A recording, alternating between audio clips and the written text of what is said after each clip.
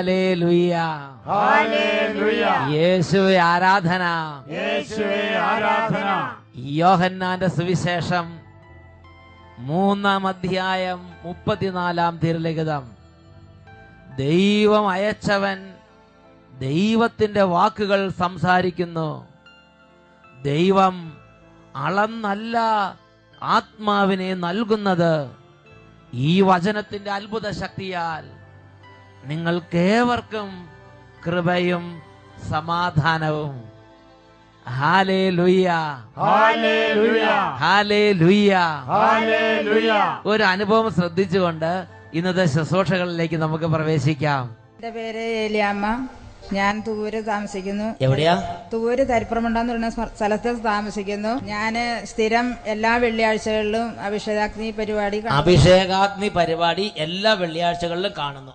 അങ്ങനെ കണ്ടുകൊണ്ടിരിക്കുമ്പോൾ അച്ഛൻ ഇങ്ങനെ പ്രാർത്ഥിച്ചു, എല്ലാ രോഗങ്ങളുടെയും ബന്ധനങ്ങൾ അഴിഞ്ഞു മാറട്ടെ എന്ന് പറഞ്ഞ് അച്ഛൻ യേശുവിന്റെ നാമത്തിൽ രോഗങ്ങളും അതിന്റെ എല്ലാ ആധിപത്യങ്ങളും വിട്ടുപോട്ടെ എന്ന് പറഞ്ഞ ഒറ്റ പ്രാർത്ഥനയാണ്. അച്ഛൻ ഇങ്ങനെ പ്രാർത്ഥിക്കുന്ന സമയത്ത് ഞാനും ഇങ്ങനെ നെഞ്ഞത്ത് കൈവച്ചുകൊണ്ട് യേശുവിനോട് പ്രാർത്ഥിച്ചു, കർത്താവേ, എന്റെ കൊച്ചുമകൾക്കുടെ കയ്യിന്റെ മുട്ടിന് ഇങ്ങനെ മണല് നിരത്തി വെച്ച പോലെ ഇങ്ങനെ തൊട്ടാൽ ഭയങ്കരം ചരളെ പിടിക്കുന്ന പോലെയുള്ളൊരു ചരള് നിരത്തിയിട്ട മാതിരിയാണ് കൈയുടെ ഈ ഭാഗം മുഴുവൻ ഇരിക്കുക. അങ്ങനെ തൊട്ട് കഴിഞ്ഞാൽ ചരളം പുറത്ത് കൂടെ കൈ കൊണ്ടുപോകണമല്ലാണ്. എന്നിട്ട് അങ്ങനത്തെ ഒരു അവസ്ഥയായിരുന്നു. അത് 5-6 വർഷങ്ങളായിട്ട് അങ്ങനെയുണ്ട്. അപ്പൊ ഞാനിത് മാറി കിട്ടുവാണെങ്കിൽ ഇവിടെ കരുവാരകുണ്ടില് ഫൊറോനാപ്പള്ളിയില് അഭിഷേകാഗ്നി പരിപാടി വരുമ്പോൾ ഞാൻ സാക്ഷ്യം പറഞ്ഞോളാന്ന് പറഞ്ഞിരുന്നു. അങ്ങനെ പറഞ്ഞു. അച്ഛന്റെ പ്രാർത്ഥന മൂലം യേശു അത് സൗഖ്യമാക്കി തരികയും ചെയ്തു. പിന്നെ അത് ഉണ്ടായിട്ടില്ല, അത് പോയി. അതില്ല. ദൈവേ, അത് എത്ര വർഷമായിട്ടുള്ളതാ? അത് 5-6 വർഷമായിട്ടുണ്ടായിരുന്നു. 5-6 വർഷമായിട്ടുള്ള കാര്യമാണ്. ആ വിശ്വാസത്തോടെ എന്റെ യേശുവെ അങ്ങ് സുഖപ്പെടുത്തി തന്നാൽ ഞാൻ സാക്ഷ്യപ്പെടുത്താന്ന് അങ്ങോട്ട് പ്രാർത്ഥിച്ചു. അതങ്ങോട്ട് വിട്ടുമാറിപ്പോയി. മരുന്ന് കഴിക്കാനൊക്കെ വീട്ടിലെ അപ്പച്ചൻ ഡോക്ടറെ കൊണ്ട് കാണിക്കുകയും മരുന്ന് എഴുതുകയൊക്കെ ചെയ്തു. ഞാൻ പറഞ്ഞു, മരുന്നൊന്നും കഴിക്കേണ്ട, അത് ശരിക്കും മാറിക്കോളും, കർത്താവ് സുഖാക്കി തരുമെന്ന് പറഞ്ഞു. അങ്ങനെ മരുന്നൊന്നും കൊടുക്കാൻ ഞാൻ സമ്മതിച്ചില്ല. അപ്പൊ അതാണ് കൃപയോടെ അങ്ങോട്ട് പ്രാർത്ഥിച്ചു, വിശ്വാസത്തിൽ പ്രത്യാശ അങ്ങോട്ട് വിളിച്ചു പറഞ്ഞു. യേശു ക്രിസ്തുവിലുള്ള പ്രത്യാശ പറഞ്ഞു, എന്റെ യേശുവിനെ സുഖപ്പെടുത്തും, എന്റെ മരുന്ന് കഴിക്കേണ്ട ആവശ്യം വരില്ല, മരുന്ന് കഴിച്ചാൽ ചീർത്ത് വരും, അതുകൊണ്ട് മരുന്ന് കഴിക്കണ്ട, ഇത് മാറിക്കോളും, തന്നെ മാറിക്കോളും, ആവശ്യമില്ലാതെ ആന്റിബയോട്ടിക് എടുക്കണ്ട എന്നൊക്കെ ഇങ്ങനെ പറഞ്ഞു കൊടുത്ത് എന്തായി, ഈശോ ആ വിശ്വാസത്തിന്റെ പ്രത്യാശ എങ്ങനെ ഏറ്റു പറഞ്ഞു അതേപോലെ തന്നെ ആ കുട്ടിയുടെ ജീവിതത്തിൽ ഈശോ സൗഖ്യം കൊടുത്ത് അനുഗ്രഹിച്ചു. Hallelujah, hallelujah. ഇടത്തോട് വലത്തോട് കൈകൾ അടിച്ച് നമുക്ക് പാട്ട് പാടി കർത്താവിനെ ആരാധിക്കാം. സൈന്യബലത്താലല്ല കരബലത്താലുമല്ല, എന്റെ ആത്മാവിനാലാണ്, എന്റെ ആത്മാവിനാലാണ്. കൈകൾ ഉയർത്തി കൈയടിച്ച്. സൈന്യബലത്താലല്ല കരബലത്താലുമല്ല, എന്റെ ആത്മാവിനാലാണ്, എന്റെ ആത്മാവിനാലാണ്. Hallelujah, hallelujah. യേശുവേ ആരാധന, യേശുവേ ആരാധന. ഈ നിമിഷങ്ങളിൽ എഴുന്നേറ്റ് നിന്ന് നമുക്ക് പ്രാർത്ഥിക്കാം. പ്രിയപ്പെട്ട സഹോദരങ്ങളെ, നമ്മുടെ കുടുംബത്തിലെ ഓരോ ആവശ്യങ്ങളും ഇപ്പോൾ കർത്താവിന്റെ സന്നിധിയിലേക്ക് സമർപ്പിച്ച് പ്രാർത്ഥിക്കേണ്ട സമയമാണ്. കുടുംബത്തിൽ രോഗികളായ കുട്ടികളുണ്ടെങ്കിൽ ആ കുടുംബത്തിലെ രോഗികളായ കുട്ടികൾക്ക് വേണ്ടി ഇപ്പോൾ പ്രാർത്ഥിക്കുക. യേശുക്രിസ്തുവിന്റെ നാമത്തിൽ വിടുതലുണ്ട്. കടബാധ്യതയുണ്ടെങ്കിൽ ഇപ്പോൾ യേശുവിന്റെ നാമത്തിൽ പിതാവിന്റെ സന്നിധിയിൽ പ്രാർത്ഥിക്കുക. യേശുവിന്റെ നാമത്തിൽ വിടുതലുണ്ട്. ഹെബ്രായ ലേഖനത്തിൽ 7-ാം അധ്യായത്തിൽ 25-ാം തിരുലിഖിതം, തന്നിലൂടെ ദൈവത്തെ സമീപിക്കുന്നവരെ പൂർണ്ണമായി രക്ഷിക്കാൻ അവന് കഴിവുണ്ട്. ഉറക്കെ പറയാ, ഹല്ലേലൂയ, ഹല്ലേലൂയ. തന്നിലൂടെ ദൈവത്തെ സമീപിക്കുന്നവരെ പൂർണ്ണമായി രക്ഷിപ്പാൻ അവന് കഴിവുണ്ട്. ആ യേശുവിന്റെ നാമത്തിലാണ് പിതാവിന്റെ സന്നിധിയിൽ ഇപ്പോൾ പ്രാർത്ഥിക്കുന്നത്. മർക്കോസിന്റെ സുവിശേഷം 11-ാം അധ്യായം 24-ാം തിരുലിഖിതം, അതിനാൽ ഞാൻ നിങ്ങളോട് പറയുന്നു, പ്രാർത്ഥിക്കുകയും യാചിക്കുകയും ചെയ്യുന്ന എന്തും ലഭിക്കുമെന്ന് വിശ്വസിക്കുവിൻ, നിങ്ങൾക്ക് ലഭിക്കുക തന്നെ ചെയ്യും. വിശ്വാസത്തോടെ വേണം ഈ സമയത്ത് പ്രാർത്ഥിക്കാൻ. വിശ്വാസത്തോടെ പ്രാർത്ഥിക്കുന്നവരുടെ മേൽ വലിയ ദൈവശക്തി വ്യാപരിക്കും. നിയമാവർത്തന പുസ്തകത്തിൽ 7-ാം അധ്യായത്തിൽ 15-ാം തിരുലിഖിതം, കർത്താവ് നിങ്ങളുടെ ഇടയിൽ നിന്ന് എല്ലാ രോഗങ്ങളും മാറ്റിക്കളയും. ഈ വചനം വിശ്വസിക്കണം. കുടുംബത്തിലെ അരിഷ്ടതകൾ, അനർത്ഥങ്ങൾ, തകർച്ച, രോഗങ്ങൾ ഇത് മാറ്റുന്നവനാണ് കർത്താവ്. രണ്ട് കരങ്ങളും നന്നായിട്ട് സ്വർഗത്തിലേക്ക് ഉയർത്തിപ്പിടിക്കുക. ഈ സമയം നിങ്ങളുടെ കുട്ടികൾക്ക് രോഗമുണ്ടെങ്കിൽ, നിങ്ങളുടെ കുടുംബത്തിൽ വലിയ പ്രയാസത്തിരിക്കുന്നവരുണ്ടെങ്കിൽ, നിരാശയിരിക്കുന്നവരുണ്ടെങ്കിൽ, ദുഃഖത്തിരിക്കുന്നവരുണ്ടെങ്കിൽ, വൈരാഗ്യത്തിൽ വെറുപ്പത്തിലിരിക്കുന്നുണ്ടെങ്കിൽ അവരെല്ലാം സമർപ്പിക്കുക മക്കളെ. കരങ്ങൾ ഉയർത്തി സ്തുതിക്കുന്നു. Hallelujah, hallelujah. യേശുവേ ആരാധന, ആരാധന. യേശുവേ, യേശുവേ, യേശുവേ, യേശുവേ, യേശുവേ, യേശുവേ, യേശുവേ, യേശുവേ, യേശുവേ, യേശുവേ. ഇപ്പോൾ കുടുംബങ്ങളെ അനുഗ്രഹിക്കണമേ കർത്താവേ. ഇപ്പോൾ അത്ഭുത ശക്തി കുടുംബങ്ങളിലേക്ക് നിറയട്ടെ, ജീവിതങ്ങളിലേക്ക് നിറയട്ടെ, എല്ലാ സ്ഥാപനങ്ങളിലേക്ക് നിറയട്ടെ, സമൂഹങ്ങളിലേക്ക് നിറയട്ടെ, ജീവിതങ്ങളിലേക്ക് നിറയട്ടെ. രോഗികൾ സൗഖ്യം പ്രാപിക്കട്ടെ, എല്ലാ ബന്ധനങ്ങളും തകരട്ടെ, അന്ധകാര പീഡകൾ വിട്ടുപോകട്ടെ, പൈശാചിക ബാധകൾ ഒഴിഞ്ഞു പോകട്ടെ, മന്ത്രവാദ ശക്തികൾ തകരട്ടെ, കൂടോത്ര ശക്തികൾ തകരട്ടെ, വലിയ അഭിഷേകങ്ങൾ കുടുംബത്തിലേക്ക് നിറയട്ടെ, കുഞ്ഞുങ്ങൾ സൗഖ്യം പ്രാപിക്കട്ടെ, വിദ്യാർത്ഥിനി ഉണരട്ടെ, പഠിക്കാനുള്ള തടസ്സങ്ങൾ മാറട്ടെ, നല്ല റിസൾട്ട് ലഭിക്കട്ടെ, പഠന മേഖല ഉയർച്ച ഉണ്ടാകട്ടെ, ഓർമ്മശക്തിയാൽ അനുഗ്രഹിക്കപ്പെടട്ടെ. കൈകൾ ഉയർത്തി സ്തുതിക്കുന്നു. യേശുവേ, യേശുവേ, യേശുവേ, യേശുവേ, യേശുവേ, യേശുവേ. ഇപ്പോൾ സ്പർശിക്കണമേ, ഇപ്പോൾ അഭിഷേകം ചെയ്യണമേ, ഇപ്പോൾ ഇടപെടണമേ. Hallelujah, hallelujah. യേശുവേ ആരാധന, ആരാധന. യേശുവേ ആരാധന, ആരാധന. യേശുവേ ആരാധന, ആരാധന. Hallelujah, hallelujah. യേശുവേ, യേശുവേ, യേശുവേ, യേശുവേ. ഹല്ലേലൂയ. യേശുവേ ആരാധന, യേശുവേ ആരാധന, യേശുവേ ആരാധന. യേശുവേ ആരാധന, യേശുവേ സ്തോത്രം, യേശുവേ നന്ദി.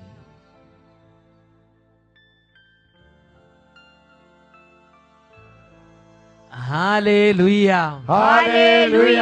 യേശുവേ ആരാധന, യേശുവേ ആരാധന. സ്വസ്ഥാനങ്ങളിലേക്ക് നമുക്ക് ഇരിക്കാം.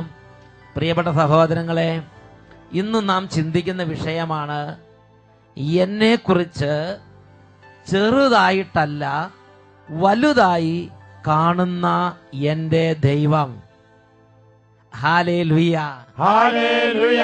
സങ്കീർത്തന പുസ്തകത്തിൽ 115 സങ്കീർത്തനത്തിൽ 12 തിരുലിഖിതം, കർത്താവിന് നമ്മെക്കുറിച്ച് വിചാരമുണ്ട്, വലിയവരെയും ചെറിയവരെയും അവിടുന്ന് അനുഗ്രഹിക്കുന്നു. ഉറക്കെ പറയാ, ഹല്ലേലൂയ, ഹല്ലേലൂയ. കർത്താവിന് നമ്മെക്കുറിച്ചുള്ള ഒരു വിചാരം അവിടുത്തെ മനസ്സിലുണ്ട്.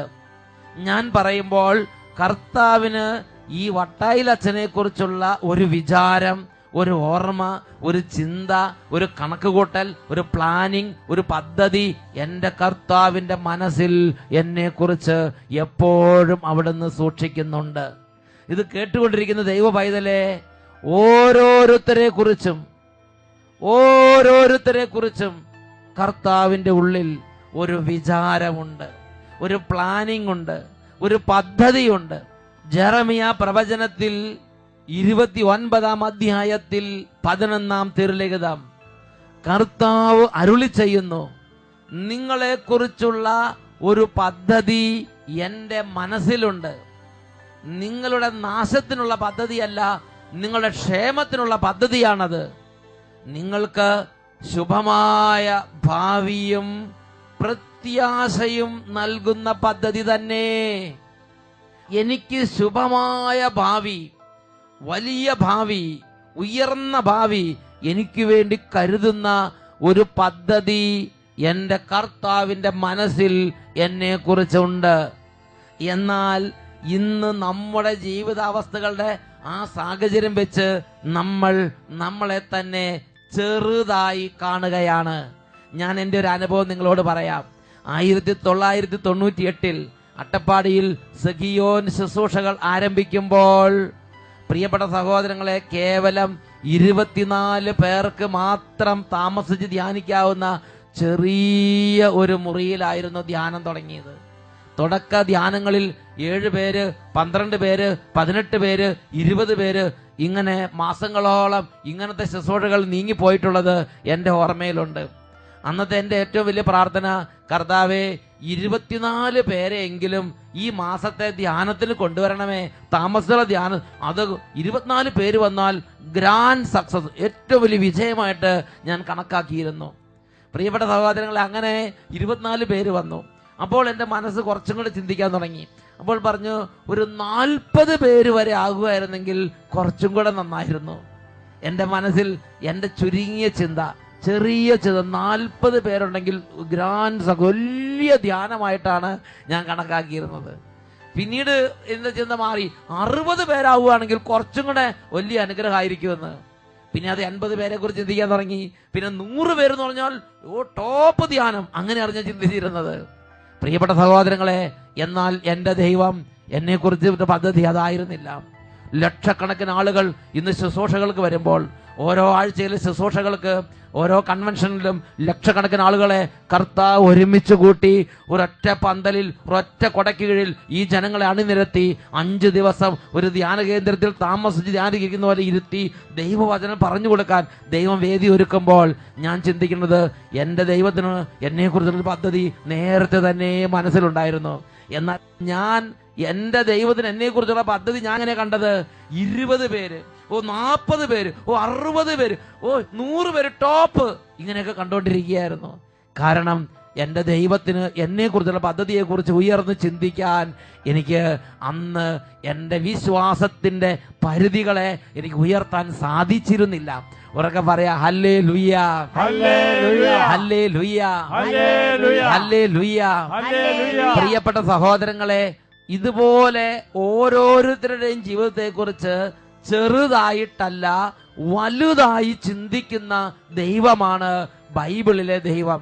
ഒരു ഉദാഹരണം ജോഷുവ പ്രവാചകന്റെ പുസ്തകത്തിലുണ്ട്. ജോഷുവയുടെ പുസ്തകത്തിൽ 1-ാമത്തെ അധ്യായത്തിൽ 5-ാമത്തെ തിരുലിഖിതം. ജോഷുവ ദൈവത്തിന്റെ സന്നിധി ജ്ഞാനത്തിന് വേണ്ടി പ്രാർത്ഥിക്കുന്നു, കൃപയ്ക്ക് വേണ്ടി പ്രാർത്ഥിക്കുന്നു, വിജയത്തിന് വേണ്ടി പ്രാർത്ഥിക്കുന്നു. എന്നാൽ ദൈവം ജോഷുവയെ അതിനേക്കാൾ വലുതായി കാണുകയാണ്, അതിനേക്കാൾ ഉയർന്നതായി കാണുകയാണ്. എങ്ങനെയാണ് ജോഷുവ ഞാൻ നിന്നെ കാണുന്നത് എന്ന് ദൈവം ഇറങ്ങി വന്ന് ജോഷുവയ്ക്ക് വെളിപ്പെടുത്തി കൊടുക്കുന്ന ഭാഗമാണ് ജോഷുവയുടെ പുസ്തകത്തിൽ 1-ാമത്തെ അധ്യായത്തിലെ 5-ാമത്തെ തിരുലിഖിതം. നിന്റെ ആയുഷ്കാലത്തൊരിക്കലും ആർക്കും ഒരിടത്തും വെച്ച് നിന്നെ തോൽപ്പിക്കാൻ സാധിക്കുകയില്ല. മോശപ്രവാചകനോട് പോലെ തന്നെ ഞാൻ നിന്റെ കൂടെയും ഉണ്ടായിരിക്കും. ഉറക്കെ പറഞ്ഞേ, ഹല്ലേലൂയ, ഹല്ലേലൂയ. ജോഷുവ ഒരുപക്ഷെ ചോദിച്ചത്, ദൈവമേ ഈ യുദ്ധത്തിൽ ഒരു വിജയം തരണമേ, ദൈവമേ ഇന്ന രാജ്യക്കാരുടെ യുദ്ധത്തിൽ ഒരു വിജയം തരണമേ, അവരെ ഒന്ന് തോൽപ്പിച്ച് തരണമേ എന്നൊക്കെ ജോഷുവ ദൈവത്തോട് പ്രാർത്ഥിക്കുമ്പോൾ, അല്ലെങ്കിൽ ഏതെങ്കിലും ഒരു രാജ്യത്തോടോ ഒരു ജനതയോടുള്ള യുദ്ധത്തിലുള്ള വിജയത്തെക്കുറിച്ച് ജോഷുവ കാണുമ്പോൾ, ജോഷുവയെ കുറിച്ച് ദൈവം എങ്ങനെയാണ് കാണുന്നത് എന്ന് ദൈവം ജോഷുവയ്ക്ക് വെളിപ്പെടുത്തുകയാണ്. നിന്റെ ആയുഷ്കാലത്തൊരിക്കലും ആർക്കും നിന്നെ തോൽപ്പിക്കാൻ സാധിക്കാത്ത വിധം ഞാൻ നിന്റെ കൂടെ നടക്കും. കർത്താവ് ജോഷുവയെ വലുതായി കാണുന്ന കാര്യം ജോഷുവയെ അങ്ങോട്ട് പറഞ്ഞ് ബോധ്യപ്പെടുത്തുകയാണ്. പ്രിയ ദൈവവൈതലേ, ഇതുപോലെ ഓരോരുത്തരോടും ദൈവവചനത്തിലൂടെ ദൈവം ഈ കാര്യം നിരന്തരം പറഞ്ഞുകൊണ്ടിരിക്കുകയാണ്. നിന്നെ ഞാൻ ചെറുതായിട്ടല്ല, നിന്നെ ഞാൻ വലുതായി കാണുന്നുണ്ട്. നിന്നെ ഞാൻ ചെറുതായിട്ടല്ല, നിന്നെ ഞാൻ വലുതായി തന്നെ കാണുന്നു. ഇതുപോലെ മറ്റൊരു രംഗം ദിനവൃത്താന്തത്തിന്റെ 2-ാമത്തെ പുസ്തകത്തിൽ 1-ാം അധ്യായത്തിൽ 12-ാമത്തെ തിരുലിഖിതത്തിൽ നാം കാണുന്നുണ്ട്. ഇവിടെ സോളമൻ എന്ന ഒരു ദൈവ പൈതലിനെയാണ് ദൈവവചനം നമ്മുടെ മുമ്പിൽ പരിചയപ്പെടുത്തുന്നത്. സോളമൻ ദാവീദിന്റെ പുത്രൻ, ദാവീദിന് ശേഷം ദൈവം രാജാവാക്കി ജനത്തിന് ചുമതല ഏൽപ്പിച്ച ദൈവം തെരഞ്ഞെടുത്ത ദൈവത്തിന്റെ പ്രിയദാസൻ. അദ്ദേഹം ദൈവസന്നിധി, സോളമനും ജനങ്ങളും ചേർന്ന് ദൈവസന്നിധിയിൽ ബലിയർപ്പിച്ചു, പ്രാർത്ഥിച്ചു, ദൈവത്തെ ആരാധിച്ചു. അങ്ങനെ രാത്രി വിശ്രമിക്കുമ്പോൾ ദൈവം സോളമന് പ്രത്യക്ഷപ്പെട്ടു. ദൈവം ചോദിച്ചു, സോളമാ, എന്തു വരമാണ് ഞാൻ നിനക്ക് നൽകേണ്ടത്? സോളമൻ ഒന്ന് എളിമപ്പെട്ടു, ഒന്ന് പ്രാർത്ഥിച്ചു. സോളമൻ പറഞ്ഞു, ദൈവമേ, കടൽ തീരത്തെ ഈ എണ്ണമില്ലാത്ത മണൽത്തരി പോലെ അസംഖ്യമായ അങ്ങയുടെ ജനത്തെ നയിക്കാനും ഭരിക്കാനും ആവശ്യമായ ജ്ഞാനവും വിവേകവും നൽകി ഈ ദാസനെ അനുഗ്രഹിച്ചാലും. സോളമൻ കണ്ണീരോടെ പ്രാർത്ഥിച്ചു. പ്രിയപ്പെട്ട സഹോദരങ്ങളെ, ദൈവം സോളമനെ ഞാൻ എങ്ങനെ കാണുന്നു എന്നുള്ളത് വെളിപ്പെടുന്ന ഭാഗമാണ് 12-ാമത്തെ തിരുലിഖിതം. അവിടെ നമ്മൾ കാണുന്ന എങ്ങനെയാണ്? സോളമാ, നീ ജ്ഞാനവും വിവേകവും ചോദിച്ചു, ഞാൻ നിനക്ക് ജ്ഞാനവും വിവേകവും നൽകുന്നു. കൂടാതെ നിന്റെ മുൻഗാമികളോ പിൻഗാമികളോ ആയ രാജാക്കന്മാരിൽ ആർക്കും ലഭിച്ചിട്ടില്ലാത്ത സമ്പത്തും ധനവും പ്രശസ്തിയും സ്ഥാനമാനങ്ങളും ഞാൻ നിനക്ക് നൽകും. പ്രിയപ്പെട്ട സഹോദരങ്ങളെ, ദൈവം ചെറുതായിട്ടല്ല വലുതായി സോളമനെ കാണുകയാണ്. നിന്റെ മുൻഗാമികളോ പിൻഗാമികളോ ആയ രാജാക്കന്മാരിൽ ആർക്കും ലഭിച്ചിട്ടില്ലാത്തത്ര ജ്ഞാനം, വിവേകം, സമ്പത്ത്, സ്ഥാനമാനങ്ങൾ, പേര്, ബഹുമതി, സൽപ്പേര്, കീർത്തി, സർവ നന്മകളും കൊണ്ട് സോളമനെ അലങ്കരിക്കാൻ വേണ്ടി പദ്ധതിയോടെ ചിന്തിച്ച് വിചാരപ്പെട്ട് നടക്കുന്ന ദൈവത്തിന്റെ ഒരു ഹൃദയ വിചാരമാണ് ഇവിടെ സോളമനെ കുറിച്ച് വെളിപ്പെടുത്തിയിരിക്കുന്നത്. ഉറക്കെ പറയാ ഹല്ലേലൂയ. ഈ ദൈവം തന്നെയാണ് എന്റെയും ദൈവം. ഉറക്കെ പറയാ ഹല്ലേലൂയ. ഈ ദൈവം ഇന്നും ജീവിക്കുന്നുണ്ട്. ഉറക്കെ പറയാ ഹല്ലേലൂയ.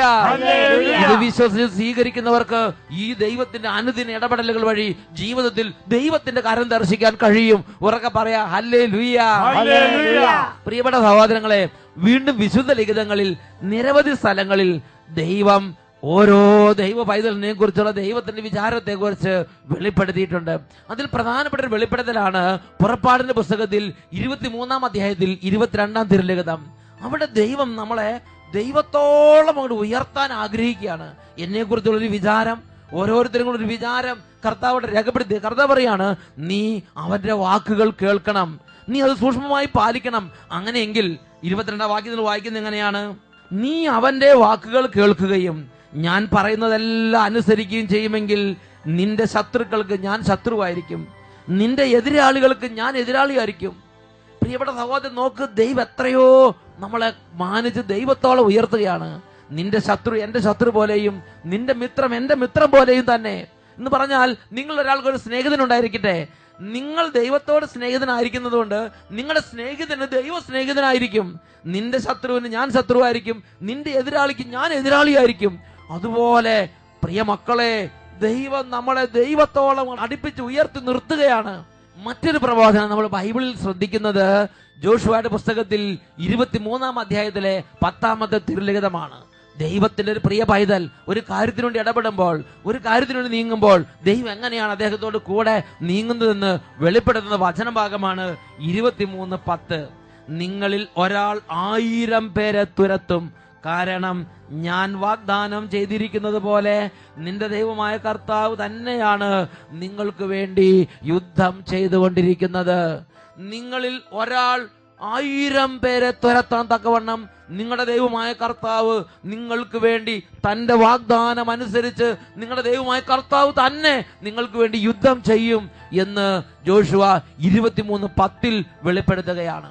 വീണ്ടും ദൈവത്തിന്റെ ഇംഗിതങ്ങൾ, ദൈവത്തിന് നമ്മളെ കുറിച്ച് വിചാരങ്ങൾ ബൈബിളിൽ നിരവധി ഭാഗങ്ങളിൽ വെളിപ്പെടുത്തപ്പെട്ടിട്ടുണ്ട്. അതിൽ പ്രധാനപ്പെട്ട ഒരു ഭാഗമാണ് നിയമാവർത്തന ഗ്രന്ഥത്തിൽ 28-ാം അധ്യായത്തിലെ 1-ാമത്തെ തിരുലിഖിതം. വചനത്തിൽ നമ്മൾ വായിക്കുന്നത് എങ്ങനെയാണ്? ഇന്ന് ഞാൻ നിനക്ക് നൽകുന്ന നിന്റെ ദൈവമായ കർത്താവിന്റെ വാക്ക് കേട്ട് അവ സൂക്ഷ്മമായി പാലിക്കുമെങ്കിൽ അവിടുന്ന് നിന്നെ ഭൂമിയിലുള്ള മറ്റെല്ലാ ജനതകളെക്കാളും ഉന്നതനാക്കും. എന്നെ കുറിച്ചുള്ള ദൈവത്തിന്റെ ഒരു ആഗ്രഹമാണ്, ഭൂമിയിലുള്ള മറ്റെല്ലാ ജനതകളെക്കാളും നിന്നെ ഞാൻ ഉന്നതനാക്കി മാറ്റും. വീണ്ടും നിയമാവർത്തനം 28-ാം അധ്യായത്തിൽ 10-ാം തിരുലിഖിതം. നീ എന്റെ നാമം വഹിക്കുന്നത് കാണുമ്പോൾ ഭൂമിയിലുള്ള സർവ്വജനങ്ങളും നിന്നെ ഭയപ്പെടാൻ ഞാൻ ഇടവരുത്തും. ഉറക്കെ പറയാ ഹല്ലേലൂയ. വീണ്ടും നിയമാവർത്തനം 28-ാം അധ്യായം 7-ാം തിരുലിഖിതം. നിനക്കെതിരെ വരുന്ന ശത്രുക്കളെ നിന്റെ മുമ്പിൽ വെച്ച് കർത്താവായ ഞാൻ തോൽപ്പിക്കും. നിനക്കെതിരായി അവർ ഒരു വഴിയിലൂടെ വരും, 7 വഴികളിലൂടെ അവർ പലായനം ചെയ്യും. കർത്താവ് നിനക്ക് വേണ്ടി നിന്റെ കൺമുമ്പിൽ വെച്ച് നിനക്കെതിരെ വരുന്നവരെ ഛിന്ന ഭിന്നമാക്കി തുരത്തുമെന്ന് നിയമാവർത്തന ഗ്രന്ഥത്തിൽ 28-ാം അധ്യായത്തിൽ 7-ാം തിരുലിഖിതത്തിൽ ദൈവത്തിന്റെ വചനം നമുക്ക് വാഗ്ദാനം നൽകിയിരിക്കുകയാണ്. എന്നെ കുറിച്ച് എന്റെ ദൈവത്തിനൊരു വിചാരമുണ്ട്. ആ വിചാരമാണ് ഇവിടെ വെളിപ്പെട്ട് കിട്ടുന്നത്. ഉറക്കെ പറയാ ഹല്ലേലൂയ. വീണ്ടും ദൈവത്തിന് നമ്മളെ കുറിച്ചുള്ള മറ്റൊരു വിചാരം നിയമാവർത്തന പുസ്തകത്തിൽ 28-ാം അധ്യായത്തിൽ 13-ാം തിരുലിഖിതത്തിൽ നമ്മൾ വായിക്കുകയാണ്. ഞാനിന്ന് നിന്നോട് കൽപ്പിക്കുന്ന ഈ വചനത്തിലെ ഓരോ വാക്കും നീ ശ്രദ്ധാപൂർവം പാലിക്കുമെങ്കിൽ നിനക്ക് അഭിവൃദ്ധി ഉണ്ടാകും, നിനക്ക് ഒരിക്കലും അധോഗതി ഉണ്ടാവുകയില്ല. എന്നെയും കുറിച്ച് നിങ്ങളെ കുറിച്ചും ദൈവത്തിന്റെ വിചാരത്തിന്റെ വേറൊരു മേഖലയാണത്. നിനക്ക് എപ്പോഴും അഭിവൃദ്ധി ഉണ്ടാകണം. നിനക്ക് ഒരിക്കലും അധോഗതി ഉണ്ടാകരുത്. നീ ഒരിക്കലും അധോഗതിയെ കുറിച്ച് വിഷമിച്ചിരിക്കാൻ ഇടവരാത്ത വണ്ണം നിന്റെ ഓരോ ചുവടുവെപ്പുകളിലും, നിന്റെ ഓരോ സംരംഭങ്ങളിലും, ഓരോ ഉദ്യമങ്ങളിലും, ഓരോ പരീക്ഷകളിലും, ഓരോ ക്ലാസ്സിലും, ഓരോ മുന്നേറ്റത്തിലും നിനക്കെപ്പോഴും അഭിവൃദ്ധി, നിനക്കെപ്പോഴും വിജയം, നിനക്കെപ്പോഴും ഉയർച്ച ഇത് നൽകി നിനക്കുള്ള ശുഭമായ ഭാവിയും പ്രത്യാശയും നിനക്ക് ഉറപ്പിച്ചു തരുന്ന നിന്റെ ദൈവം നിന്റെ മുമ്പിൽ നടക്കുന്നുവെന്ന് തിരുലിഖിതങ്ങളിലൂടെ ദൈവം തന്നെ നമുക്ക് വെളിപ്പെടുത്തി തരികയാണ്. ഈ നിമിഷങ്ങളിൽ എഴുന്നേറ്റ് നിന്ന് നമുക്ക് പ്രാർത്ഥിക്കാം. ദൈവം എന്നെക്കുറിച്ച് ചിന്തിക്കുന്നുണ്ട്. ചെറുതായിട്ടല്ല, എന്നെ വലുതായി തന്നെയാണ് എൻ്റെ ദൈവം കണ്ടുകൊണ്ടിരിക്കുന്നത്. സോളമൻ ദൈവത്തോട് ജ്ഞാനത്തിന് വേണ്ടി ചോദിച്ചു. സോളമൻ ദൈവത്തോട് അറിവിന് വേണ്ടി ചോദിച്ചു. രാജാക്കന്മാരുടെ 1-ാം പുസ്തകത്തിൽ 4-ാം അധ്യായത്തിൽ 29-30 വാക്യങ്ങൾ കാണുന്ന ഇങ്ങനെയാണ്: ദൈവം സോളമന് അളവറ്റ ജ്ഞാനവും ഉൾക്കാഴ്ചയും കടൽ തീരം പോലെ വിശാലമായ ഒരു ഹൃദയവും പ്രദാനം ചെയ്തു. കടൽ തീരം പോലെ വിശാലമായ ഹൃദയം, അനന്തമായ ജ്ഞാനം. ഈ ഭൂമിയുള്ള പൗരസ്ത്യ ദേശത്തും ഈ ഈജിപ്തിലൊക്കെ ഉള്ള എല്ലാ ജ്ഞാനികളെയും അതിശയിപ്പിക്കുന്ന ജ്ഞാനവും കടൽ തീരം പോലെയുള്ള ഒരു ഹൃദയവും കൊടുത്ത് എനിക്ക് എൻ്റെ സോളമനെ കുറിച്ച് ചിന്ത ഇതാണെന്ന് ലോകത്തിന് വെളിപ്പെടുത്തി കൊടുത്തു. ഉറക്കെ പറയാ ഹല്ലേലൂയ, ഹല്ലേലൂയ, ഹല്ലേലൂയ. ഹല്ലേലൂയ. പ്രിയപ്പെട്ട ദൈവ പൈതലേ, നീ നിന്റെ പാപവും പാപമാർഗങ്ങളും ഉപേക്ഷിച്ച്, നീ നിന്റേതായ കുരുട്ട് വഴികളും കുരുട്ട് ചിന്തകളും ഉപേക്ഷിച്ച്, നിന്റേതായ വളഞ്ഞ വഴികളും വക്രബുദ്ധികളും ഉപേക്ഷിച്ച് നിന്റെ ദൈവമായ കർത്താവിലേക്ക് നിന്റെ മനസ്സ് തിരിക്കുമോ? നിന്റെ ദൈവമായ കർത്താവിന് നിന്നെക്കുറിച്ചൊരു പദ്ധതി അവിടുത്തെ ഹൃദയത്തിലുണ്ട്. അതിന്നും നടപ്പായിട്ടില്ല. നിന്റെ പാപങ്ങൾ അതിന് തടസ്സമായി നിൽക്കുകയാണ്. നിന്റെ ഹൃദയത്തെ നീ തിരിക്കുക. ലോകത്തിൽ നിന്ന് ലോകത്തിന് വേണ്ടി പരക്കമായി നിന്റെ ഹൃദയത്തെ നീ ഇന്ന് ദൈവത്തിലേക്ക് തിരിക്കുക. നിന്റെ ഹൃദയത്തിൽ നിന്ന് യേശുവിലേക്ക് തിരിക്കുക. നിന്റെ ഹൃദയത്തിൽ നിന്ന് വചനത്തിലേക്ക് തിരിക്കുക. നിന്റെ ഹൃദയത്തിൽ നിന്ന് പ്രാർത്ഥനയിലേക്ക് തിരിക്കുക.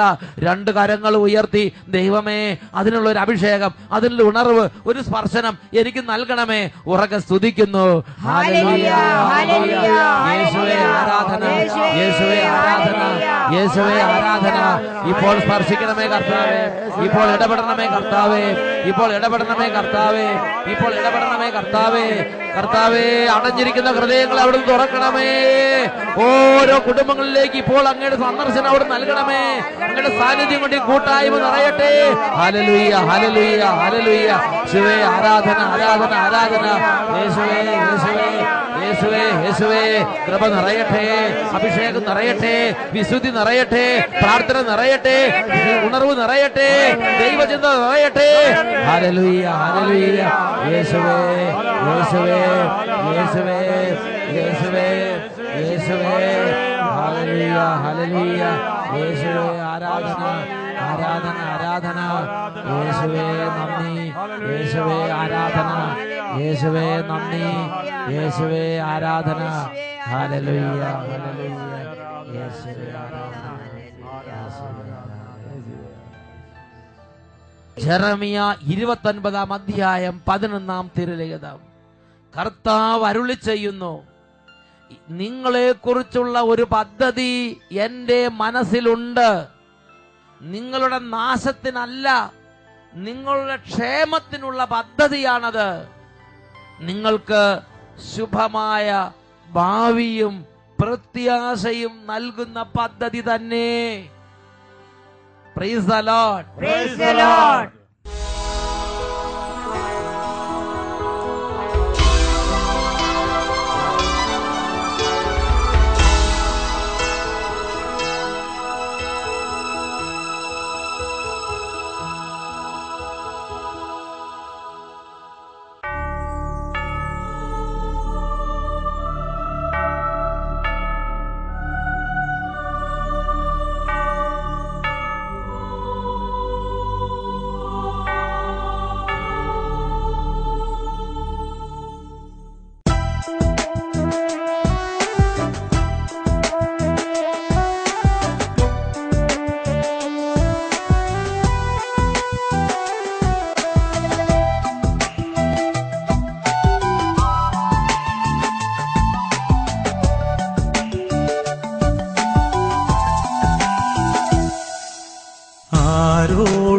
ചൊല്ലാത്ത ആത്മാവിൻ നൊമ്പരം നിന്നോടു ചൊല്ലിടുന്നു യേശുവേ ഞാൻ, നിന്നോടു ചൊല്ലിടുന്നു യേശുവേ. ആരാരും കാണാത്ത കണ്ണുനീർ തുള്ളികൾ തിരുമുൻപിൽ തൂകിടുന്നു യേശുവേ ഞാൻ, തിരുമുൻപിൽ തൂകിടുന്നു യേശുവേ.